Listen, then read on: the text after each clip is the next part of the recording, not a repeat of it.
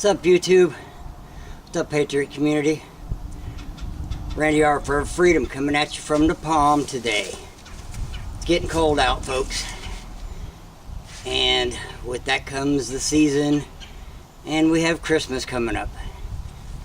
I don't know about you all, but I don't feel the same this year. I don't know what it is. I don't feel the joyousness of past years. Maybe it's because of everything that's gone on. Is this recording? Okay. Make sure I didn't break it earlier. We got the Bundy trial and the pipeline. I call it pipeline propaganda because now apparently it's in Arkansas at a diamond pipeline. It's just getting out of control, folks. You know, going back to the Bundy thing, I consider it a non-speedy trial. Last I heard, it's going to be May of next year. What's up with that, man? I mean, to me, it's like the prosecution of convenience for the United States court system, because they waited until something happened with the Ammon Bundy, you know, Ammon and them got busted. So then their dad comes down and then they bust him. You know, the Bundy Ranch incident happened in 2014 and they just now wait to arrest the man. And then the prosecution withholding evidence, just like in Oregon. And speaking of Oregon, we still have brothers and sisters there that we need to be praying for. None of these people are going to be home for the holidays. Their kids aren't going to get to see them. You know? It's just I don't know. I can't place the word.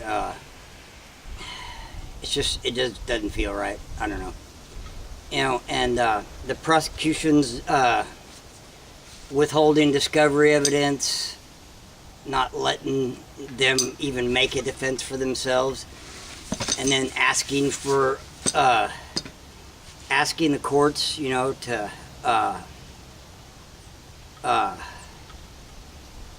basically make it, you know, asking for more time by the courts so they could drag it out, and the courts giving it to them. What happened to speedy trial? You know, are they afraid they're gonna just be acquitted, just like in Oregon? God, I hope so, but I mean, it seems like they're trying to do petty charges against them now, you know. And then the lady in the library, where Ammon and them were doing their research for their own defense and for their defense team, you know, she's claiming racism. You know, these people are men of faith, okay?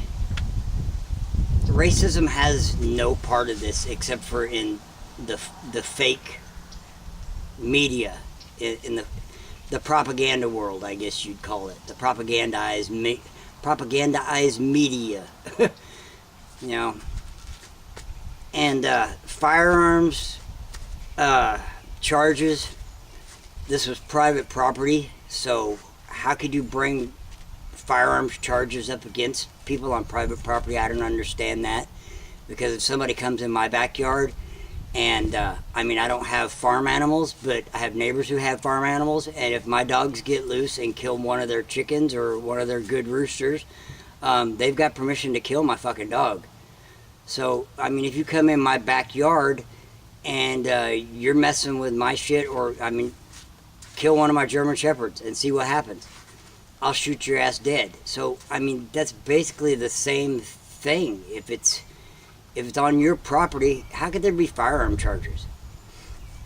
And then, you know, this territory used to belong to Arizona, and then it was signed over to the state of Nevada. You know, that's what I don't really get. If it's a state issue, then why do we have so much federal oversight in all of this? And why are our lives, you know, I hope we see a change. But why are our lives so federally controlled?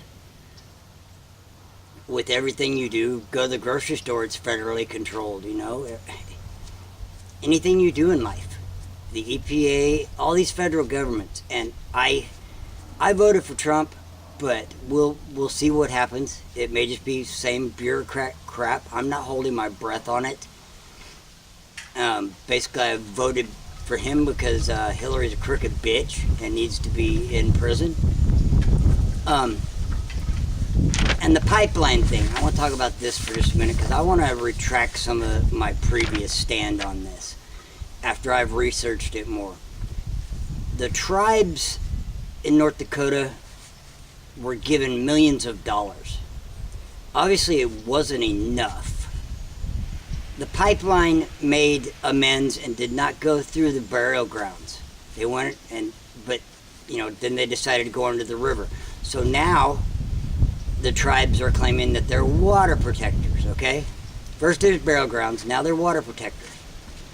And, I understand the permits didn't go through, so they can't drill under the river. Well, fuck, I think it'd be easier to go around it anyway than to go under the damn thing. But they're still out there, the native tribes are, and they're still not happy. And it's almost become like the anti-Trump riots and stuff. It's getting to be more of an organized thing, like the Black Lives Matter. It's just more organized. And I've seen a lot of their videos coming out, and some of these main people, they're not even staying there on the reservation part of it. They're not at Standing Rock. They're out at hotels and casinos. That's really roughing it, folks. Hotels and casinos. Just you need to turn the heat up. Just turn it up a little bit. And then the whole deal with the vets coming down there, and it was led by Wesley Clark Jr. This man put up all these videos, and we're gonna have the vets come down there, and they made millions of dollars. And these vets were the same way. They stayed in casinos and crap like that.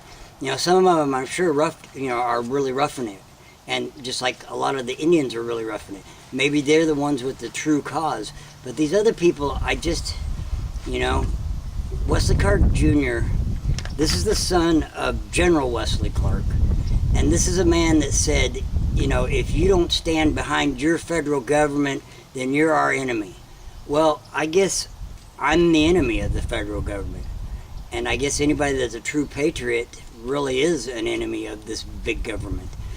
And then another, just a little food for thought, just to leave you with, because this was kind of a spur of the moment video. I've been thinking about it for a couple of days. What if this was a government plan to see how fast they could get veterans or militia or whoever organized and down there, and to see how many they could get down there?